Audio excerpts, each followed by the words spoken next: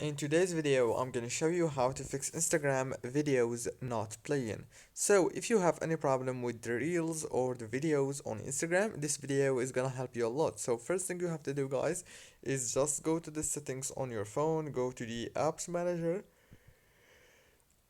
On this page, you will find all the apps that you have on your phone. Just go to Instagram app right here. You will find the app information page. All what you have to do on this page is click on force stop and then go to the storage, click on this option, it's called clear data, and then go to the home page, open Play Store. Right here on Play Store, all what you have to do is very easy, just click on this search bar and then search for Instagram like this.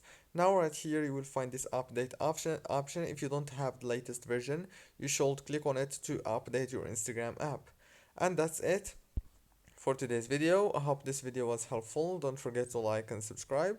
And thank you very much for watching until the end.